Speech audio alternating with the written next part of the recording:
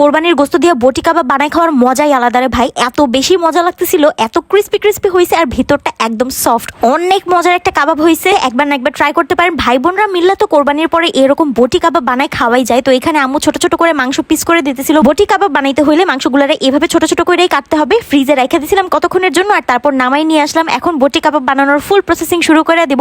অনেক সহজ বটি কাবাব বানানোটা, মোটামুটি ছোট করেই কাটছিলাম। আর এবার প্রেসার কুকার নিয়ে চলে আসলাম। প্রেসার কুকারে আমাদের বটি কাবাবটা বানাইতে হবে, মানে প্রথম ধাপটা আমরা প্রেসার কুকারে তাড়াতাড়ি করে ফেলবো। আপনারা চাইলে কড়াই বা পাতিলেও করতে পারেন। তো মাংসের পিসগুলো নিয়ে এর মধ্যে অল্প অল্প করে হলুদ গুঁড়া, মরিচ গুঁড়া, ধনিয়া গুঁড়া, আদা রসুন বাটা, স্বাদ মতো লবণ দিয়ে দিছি, গরম মশলা গুঁড়াও দিয়ে দিছি, সাথে অল্প একটু পেঁয়াজ কুচি দিয়ে দিলাম। না দিলেও হইতো, বাট আমরা দিয়ে দিছি, ভালোই লাগে পেঁয়াজ কুচিটা দিলে। আর সামান্য একটু খাবার তেল দিয়ে ভালো মতো মাখাই নিছি মাংসগুলাকে। আর এবার অল্প একটু পানি দিয়ে প্রেসার কুকারের মধ্যে মাংসটাকে আগে সেদ্ধ করে নিতে হবে, মানে রান্না করতে বসাই দিতে হবে। এখন ঢাকনাটা লাগাই চুলায় বসাই দিব। 3 থেকে 4টা সিটি আসলেই বুঝতে হবে আমাদের মাংসটা রেডি হয়ে গেছে। ওই পর্যন্ত একটু অপেক্ষা করতে হবে, আর এতক্ষণে মাংসটা রান্নাও হয়ে যাবে। এটা কিন্তু শেষ পর্যায়ে না, মাংসের মধ্যে আরো অনেক কিছু মিক্স করবো আর তারপর ভাজবো। তাইলে যে কি মজা লাগে আমাদের বটি কাবাবটা। এর নাম এমনি এমনি কাবাব দেওয়া হয় নাই, বুঝতে হবে। তো এখন এই মাংসের পানিগুলো একদম গায়ে গায়ে লাগাই ফেলছি, মানে একদম শুকাই ফেলছি পানিগুলা। মাংসের গায়ে গায়ে মশলাগুলা লেগে আসছে। এখন মাংসটা নামাই ঠান্ডা করে নিছি। মোট কথা মাংসটাকে একদম ভুনা ভুনা করে রান্না করে নিছি। এখন এর মধ্যে মিশাইতে হবে এই স্পেশাল মশলাটা, জিরা, ধনিয়া, গোলমরিচ আর শুকনা মরিচ। এই 4 রকমের মশলা নিয়ে এই হামানদিস্তার মধ্যে ভালো মতো গুঁড়া করে নিব।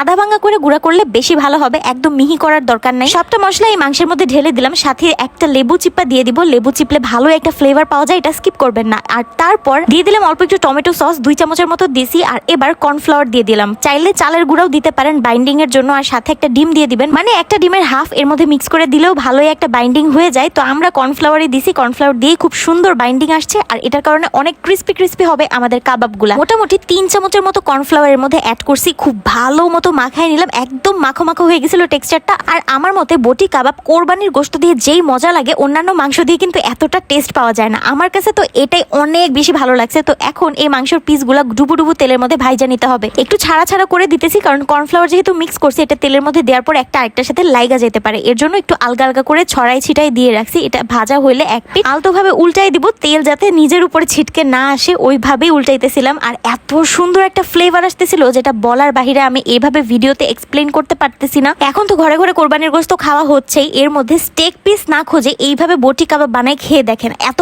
বেশি মজা লাগবে। এই কাবাবটা আসলে অনেক মজার, অনেক ইয়াম্মি। ভাই বোনরা সবাই একসাথে মিলে খুব ইজিলি এই বটি কাবাবটা বানাই খাইতে পারবেন, বাসার সবাইকে খাওয়াইতেও পারবেন। একদম সুন্দর লাল লাল করে ভাইজা তুলে নিছি। আর এবার অনেকগুলো করে ভাজতে দিছি। আমার মতে বটি কাবাবগুলো যতটুকু সম্ভব ছোট ছোট করে পিস করবেন, তাইলে খাইতেও বেশি মজা লাগে আর প্রসেস করতেও ইজি হয়ে যায়। আর বিকালের নাস্তা হিসেবে এরকম ছোট ছোট পিস মাংস কিন্তু খাওয়াই যায়, খাইতে অনেক বেশি ভালো লাগে।